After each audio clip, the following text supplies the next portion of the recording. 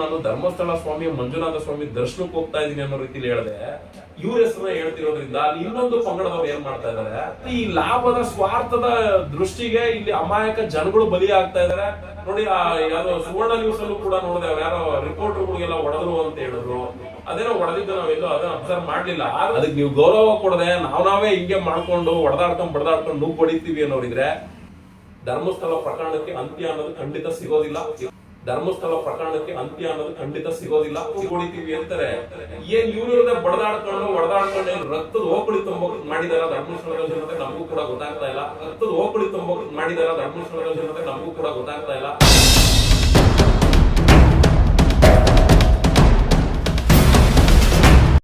Sir, ನಿನ್ನೆ ಧರ್ಮಸ್ಥಳದ ಏನು ಹಲ್ಲೆ ಆಯ್ತು, ನಿಮ್ಗೆ ಏನ್ ಅನ್ಸುತ್ತೆ ಸರ್? ಇದ್ರ ಬಗ್ಗೆ ಯಾರ ಕಡೆ ತಪ್ಪಿರ್ಬೋದು ಅಂತ? ಸರ್, ನಾವು ಈ ಧರ್ಮಸ್ಥಳದ ಪ್ರಕರಣ SIT ಶುರುವಾದಾಗಿಂದನೂ ಕೂಡ ತುಂಬಾನೇ ಗಮನದಿಂದ ನೋಡ್ತಾ ಇದೀವಿ. ನಿನ್ನೆ ಏನು ಏಕಾಏಕಿ ಯೂಟ್ಯೂಬ್ ಚಾನಲ್ ನಡೆಸ್ತಿರುವಂತಹ ವ್ಯಕ್ತಿಗಳ ಮೇಲೆ ಗಲಾಟೆ ಆಗ್ತದೆ, ಒಡದಾಟಗಳಾಗ್ತದೆ, ಅಲ್ಲಿ ಸ್ಥಳೀಕರುಗಳು ಬಂದು ಗಲಾಟೆ ಮಾಡುವಂತ ಕೆಲಸ ಮಾಡ್ತಾರೆ. ಇದನ್ನ ನಾಡಿನ ಜನತೆ ತುಂಬಾ ಸೂಕ್ಷ್ಮವಾಗಿ ನೋಡ್ಬಿಟ್ಟಿದೆ. ಅದ್ರ ಬಗ್ಗೆ ನಾನು ಹೇಳ್ಬೇಕು ಅಂದ್ರೆ ನನ್ನ ಆಲೋಚನೆ ತಕ್ಕಂತೆ ಹೇಳ್ತೀನಿ. ಜನ ಅದ್ರಲ್ಲಿ ಯಾವ ರೀತಿಲಾದ್ರೂ ತಗೊಳ್ಬಹುದು. ನೀವೆಲ್ಲ ಗಮನಿಸಿದಾಗೆ ಹಲವಾರು ಮಾಧ್ಯಮಗಳಲ್ಲಿ ಇಲ್ಲಿ ಏನೂ ಕೂಡ ಸಿಕ್ಕಿಲ್ಲ, ಭೀಮಾ ತೋರಿಸ್ತಿರುವಂತ ಜಾಗದಲ್ಲಿ ಏನೂ ಕೂಡ ಸಿಗ್ತಾ ಇಲ್ಲ, ಸಿಗ್ತಾನೂ ಇಲ್ಲ ಅನ್ನೋ ರೀತಿಯಲ್ಲಿ ನಾಡಿನ ಜನತೆಗೆ ತಿಳಿಸ್ತಾ ಇದ್ರು. ಆದ್ರೆ ಅಲ್ಲಿನ ಯೂಟ್ಯೂಬ್ ಚಾನಲ್ಗಳು ಇಂಥದ್ದೇನೋ ಸಿಕ್ಕಿದಾವೆ ಅನ್ನೋ ರೀತಿಲೂ ಕೂಡ ಮಾತಾಡ್ತಾ ಇದ್ರು. ಮತ್ತೆ ಇನ್ನೂ ಕೆಲವರು ಧರ್ಮಸ್ಥಳದಲ್ಲಿ ಗಣನೀಯವಾಗಿ ಭಕ್ತಾದಿಗಳ ಸಂಖ್ಯೆ ಇಳಿಕೆ ಆಗಿದೆ ಅನ್ನೋ ರೀತಿಲೆಲ್ಲ ತೋರಿಸ್ತಾ ಇದ್ರು. ಇಂಥ ಎಲ್ಲಾ ವಿಚಾರಗಳನ್ನ ಆಧರಿಸಿ ಮತ್ತೆ ಸೋಷಿಯಲ್ ಮೀಡಿಯಾಗಳಲ್ಲಿ, ಅದರಲ್ಲೂ ಎಸ್ಪೆಷಲಿ ಇವ್ರು ಯಾರೋ ಬಿಗ್ ಬಾಸ್ ಖ್ಯಾತಿಯ ವ್ಯಕ್ತಿ, ಅವ್ರೇನ್ ಮಾಡ್ತಾರೆ, ನಾನು ಧರ್ಮಸ್ಥಳಕ್ಕೆ ಹೋಗ್ತಾ ಇದ್ದೀನಿ, ಸೌಜನ್ಯ ತಾಯಿ ಅವ್ರನ್ನ ಭೇಟಿ ಮಾಡಕ್ ಹೋಗ್ತಾ ಇದ್ದೀನಿ, ನಂದು ಶೂಟಿಂಗ್ಸ್ ಗಳು ಈಗ ಸದ್ಯಕ್ಕೆ ಒಂದೆರಡು ದಿನ ಫ್ರೀ ಇರೋಂತ ಸಂದರ್ಭದಲ್ಲಿ ನಾನು ಹೋಗ್ ಬರೋಣ ಅನ್ಕೊಂಡಿದೀನಿ ಅನ್ಕೊಂಡು ವಿಡಿಯೋ ಮಾಡೋದಕ್ಕೆ ಶುರು ಮಾಡ್ತಾರೆ. ಮತ್ತೆ ಅವರು ಬರೋಂತ ದಾರಿಯಲ್ಲೂ ಕೂಡ, ರಸ್ತೆ ಮಧ್ಯದಲ್ಲೂ ಕೂಡ ಅವ್ರೊಂದು ವಿಡಿಯೋ ಮಾಡಾಕ್ತಾರೆ. ಮತ್ತೆ ಅವರಲ್ಲಿ ಸೌಜನ್ಯ ತಾಯಿ ಭೇಟಿ ಮಾಡ್ತೀನಿ ಅನ್ನೋದಕ್ಕಿಂತ ಇನ್ನೂ ಒಂದು ಪದ ಬಳಸ್ತಾರೆ, ಅಲ್ಲಿ ಯಾರೋ ಗಿರೀಶ್ ಅನ್ನೋರ್ನ ನಾನು ಭೇಟಿ ಮಾಡಕ್ಕೂ ಕೂಡ ಹೋಗ್ತಾ ಇದ್ದೀನಿ ಅನ್ನೋ ರೀತಿಲೂ ಕೂಡ ಎಲ್ಲ ಹೇಳ್ತಾರೆ. ಏನಾಗ್ತಾ ಇದೆ, ಅಲ್ಲಿ ಭೇಟಿ ಹೋದಂತ ಸಂದರ್ಭದವರು ವಿಡಿಯೋ ಮಾಡಾಕೋದ್ರಿಂದ, ಅಲ್ಲಿ ವಿಡಿಯೋ ಮಾಡಾಕ್ತಿರೋ ಅಂತವ್ರು ನಾನು ಧರ್ಮಸ್ಥಳ ಸ್ವಾಮಿ ಮಂಜುನಾಥ ಸ್ವಾಮಿ ದರ್ಶನಕ್ಕೆ ಹೋಗ್ತಾ ಇದೀನಿ ಅನ್ನೋ ರೀತಿಲಿ ಹೇಳಿದೆ.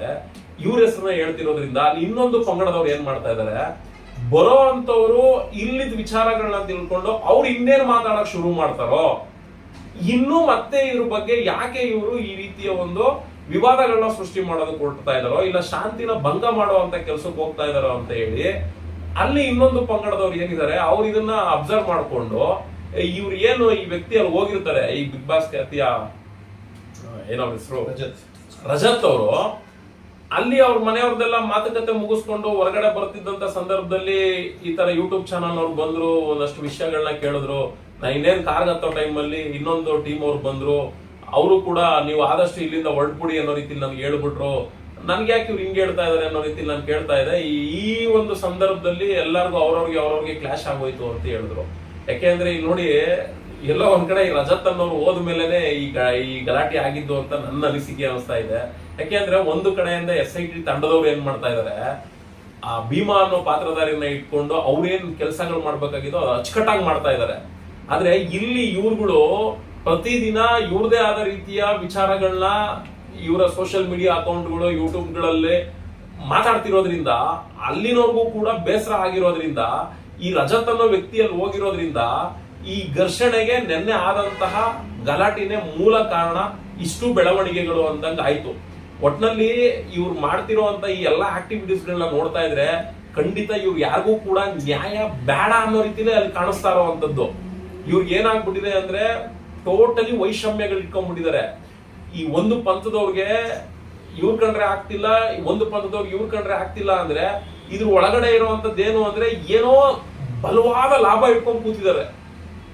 ಒಬ್ರಿಂದ ಇನ್ನೊಬ್ರಿಗೆ ಏನೋ ಬಲವಾದ ಲಾಭ ಇಟ್ಕೊಂಡ್ ಕೂತಿದ್ದಾರೆ. ಆ ಲಾಭದ ನಿರೀಕ್ಷೆಯಲ್ಲಿ ಒಂದು ಪಂಥನ ಹಾಳು ಮಾಡ್ಬೇಕು ಅಂತನೋ, ಇಲ್ಲ ಒಂದು ಪಂಥನ ಇನ್ನೇನೋ ಮಾಡ್ಬೇಕು ಅಂತನೋ, ಒಟ್ಟಿನಲ್ಲಿ ಈ ಲಾಭದ ಸ್ವಾರ್ಥದ ದೃಷ್ಟಿಗೆ ಇಲ್ಲಿ ಅಮಾಯಕ ಜನಗಳು ಬಲಿ ಆಗ್ತಾ ಇದಾರೆ. ನೋಡಿ, ಯಾವ್ದೋ ಸುವರ್ಣ ನ್ಯೂಸ್ ಅಲ್ಲೂ ಕೂಡ ನೋಡಿದೆ, ಅವ್ರು ಯಾರೋ ರಿಪೋರ್ಟರ್ಗಳಿಗೆಲ್ಲ ಹೊಡೆದ್ರು ಅಂತ ಹೇಳಿದ್ರು. ಅದೇನೋ ಹೊಡೆದಿದ್ದು ನಾವೆಲ್ಲೋ ಅದನ್ನ ಅಬ್ಸರ್ವ್ ಮಾಡ್ಲಿಲ್ಲ. ಆದ್ರೂ ಕೂಡ ಅದೇನೋ ತಪ್ಪು. ಫಸ್ಟ್ ಆಫ್ ಆಲ್ ಮಾಧ್ಯಮ ಮಿತ್ರರಾಗಿರ್ಲಿ, ಯೂಟ್ಯೂಬರ್ಸ್ ಗಳಾಗಿರ್ಲಿ, ಅವ್ರ ಮೇಲೆ ಹಲ್ಲೆ ಮಾಡೋದಾಗಿರ್ಲಿ, ಅವ್ರ ಮೇಲೆ ಕೈ ಮಾಡೋದಾಗಿರ್ಲಿ, ಖಂಡಿತ ಅದ್ ಮಾಡೋದು ತಪ್ಪು. ಯಾಕೆ ಅಂದ್ರೆ ಅವ್ರಿಗೆ ಏನ್ ತೋಚಿರುತ್ತೋ ಅದನ್ನ ಅವರಲ್ಲಿ ಹೇಳ್ತಾ ಇದ್ದಾರೆ. ಈಗ ಮಾಧ್ಯಮ ಏನೋ ಹೇಳ್ಬಿಡ್ತು, ಯಾರೋ ಯೂಟ್ಯೂಬ್ನವರು ಏನೋ ಹೇಳ್ಬಿಟ್ರು ಅಂದಿದ ತಕ್ಷಣ SIT ತಂಡದವರು ಅವ್ರು ಮಾಡ್ಬೇಕಾಗಿರೋ ಕೆಲಸನ ಬಿಟ್ಬಿಟ್ಟು ಇವ್ರ ಹಿಂದೆ ಅಲ್ಕೊಂಡ್ ಕೂತಿಲ್ಲ. 1000 ಅವ್ರು ಹೇಳ್ಕೊಂಡ್ರೆ ಹೇಳ್ಕೊಳ್ಳಿ, ನಮ್ ಕರ್ತವ್ಯ ಏನಿದೆಯೋ ಅದ್ ನಾವು ಮಾಡೋಣ ಅಂತ ಹೇಳಿ ಅವ್ರು ಮಾಡ್ತಿದ್ದಾಗ ಎರಡೂ ಪಂಥದವರು ಸೈಲೆಂಟ್ ಆಗಿ ಇಟ್ಕೊಂಡು ಅವ್ರು ಏನ್ ಕೆಲಸ ಮಾಡ್ತಿದಾರೋ ಅದನ್ನ ಮಾತ್ರ ಅವ್ರು ನೋಡ್ಬೇಕು. ಈಗ ಅವ್ರು ಯಾರೋ ಮಂಜುನಾಥನ್ ಅವ್ರು ಏನೋ ಅವರು ಇನ್ಸ್ಪೆಕ್ಟರ್ ಬಂದು ಏನೋ ಮಾಡಿದ್ರು ಅಂತಂದ್ರು, ಅವಾಗ ಒಂದ್ ಸ್ವಲ್ಪ ಧ್ವನಿ ಎತ್ತಿದ್ರು. ಖಂಡಿತ ತಪ್ಪು ನಡೆದಾಗ ಧ್ವನಿ ಎತ್ತಿ ನಾವ್ ಯಾರು ಬೇಡ ಅಂತ ಹೇಳಲ್ಲ. ಆದ್ರೆ ಅವ್ರಿಗೆ ಮುಕ್ತವಾಗಿ ಅವಕಾಶ ಕೊಟ್ಟಿದ್ದೀರಾ ಅಂದ್ಮೇಲೆ ಅವ್ರಲ್ಲಿ ಕೆಲಸ ಮಾಡಕ್ ಬಿಡಿ. ನೀವ್ ಇಲ್ಲಿ ಕಿತ್ತಾಡ್ಕೊಂಡು ಬಡದಾಡ್ಕೊಂತಿದ್ರೆ ನಿಮ್ಮ ಅನುಕೂಲಕ್ಕೆ ಅವ್ರು ನೋಡಕ್ ಹೋಯ್ತಿವಿ ಇವ್ರು ನೋಡಕ್ ಹೋಯ್ತಿವಿ ಅಂತ ವಿಡಿಯೋಸ್ಗಳು ಮಾಡ್ಕೊಂಡು ನೀವು ಮಾತಾಡ್ಕೊಂಡ್ ಬಂದು ಇಲ್ಲಿ ಗಲಾಟೆಗಳು ಮಾಡ್ಕೊಂತ ಇದ್ರೆ ಪೊಲೀಸ್ ಅವ್ರಿಗೆ ಡೈವರ್ಟ್ ಮಾಡ್ಕೊಂಡು ಅಲ್ಲಿ ಆಗೋವಂತ ಕೆಲಸನೂ ಕೂಡ ನೀವು ಹಾಳು ಮಾಡುವಂತ ಕೆಲಸ ಮಾಡ್ತಾ ಇದೀರ. ಸತತವಾಗಿ ನೀವು ಮಾಡ್ಕೊಂಡು ಬರ್ತಾ ಇರೋದೇ ಇದು. ನಾನ್ ಕೇಳೋದು ಇಷ್ಟ್ರಯ್ಯ, ನೀವು ಬಲ್ಪಂತನೋ ಎಡಪಂತನೋ ನೀವೇನಾರು ಆಗಿರ್ರಿ, SIT ತಂಡದವರು ನಿಮ್ಗೆ ಮುಕ್ತವಾಗಿ ಅವಕಾಶ ಕೊಟ್ಟಿದ್ದಾರೆ. ನಿಮ್ಮಲ್ಲಿ ಏನು ದಾಖಲೆಗಳಿದಾವೆ, ನಿಮ್ಮಲ್ಲಿ ಏನ್ ಕಂಪ್ಲೇಂಟ್ಸ್ಗಳಿದಾವೆ ಬನ್ನಿ ನಮಗ್ ಕೊಡಿ ಅಂತ. ನೀವೆಲ್ಲ ನ್ಯಾಯ ಬೇಕು ಅಂತಿರೋರು ಕೊಡ್ರಯ್ಯ ಹೋಗಿ ಅವ್ರಿಗೆ ಏನ್ ಕೊಡ್ಬೇಕು ಆ ಎಲ್ಲಾ ಡಾಕ್ಯುಮೆಂಟ್ರಿಗಳನ್ನ ಕೊಟ್ಟು ಅವ್ರ ಕಡೆಯಿಂದ ಇಂತಿಂತದೆಲ್ಲ ಡಾಕ್ಯುಮೆಂಟ್ರಿ ಕೊಟ್ಟಿದೀವಿ ಅಂತ ಒಂದು ಇಂಬರಹ ತಗೊಳ್ಳಿ. ಅದ್ರ ಬೇಸ್ ಮೇಲೆ, ಯಾಕೆಂದ್ರೆ ಈಗ SIT ತಂಡ ರಚನೆ ಆಗಿದೆ ಅಂದ್ಮೇಲೆ ಆ ತಂಡದವರು ಬೆಳ್ತಂಗಡಿ ಕಾನೂನಿಗೆ ಎಲ್ಲಾ ದಾಖಲೆಗಳನ್ನ ಸಬ್ಮಿಟ್ ಮಾಡ್ಬೇಕು, ಸರ್ಕಾರಕ್ಕೂ ಸಬ್ಮಿಟ್ ಮಾಡ್ಬೇಕು. ನೀವ್ ಇಷ್ಟು ವರ್ಷದಿಂದ ಹೋರಾಟ ಮಾಡ್ಕೊಂಡ್ ಬಂದಿದ್ ಏನಕ್ಕೆ? ನ್ಯಾಯಕ್ಕೋಸ್ಕರ ತಾನೆ. ಈಗ ನ್ಯಾಯ ಕೊಡ್ಸೋದಕ್ಕೆ SIT ತಂಡ ಬಂದಿದೆ ಅಂದ್ಮೇಲೆ ನೀವು ದಾಖಲೆಗಳನ್ನ ಅವ್ರು ಕೊಡ್ಬೇಕು. ನೀವ್ ಯಾರನ್ನೂ ನಂಬ್ತಾ ಇಲ್ಲ, ಸರ್ಕಾರನೂ ನಂಬಲ್ಲ, SIT ತಂಡದವ್ರನ್ನೂ ನಂಬಲ್ಲ. ಹೋಗ್ಲಿ ನಿಮ್ ಹೋರಾಟ ನಂಬ್ಕೊಂಡ್ರಿ ಅಂದ್ರೆ ನಿಮ್ ಹೋರಾಟದಲ್ಲೂ ನಿಮ್ಗೆ ನಂಬಿಕೆಗಳಿಲ್ಲ. ಈ ರೀತಿಲಿ ಬಡದಾಡ್ಕೊಂಡಿದ್ರೆ ನ್ಯಾಯ ಎಲ್ಲಿ ಸಿಗುತ್ತೆ? ಇದು ನನ್ನ ಪ್ರಕಾರ ಟೋಟಲಿ ಇದೆಲ್ಲೋ ಸ್ವಾರ್ಥ ಇದೆ, ಅಸೂಯೆ ತುಂಬಿಕೊಂಡಿದ್ದಾರೆ. ಮತ್ತೆ ಹೇಳ್ಬೇಕು, ನಮಗೂ ಬೇಜಾರಾಗ್ತದೆ ಒಬ್ಬ ಹಿಂದೂ ಆಗಿ, ಪದ ಬಳಸೋದ್ ಬೇಡ.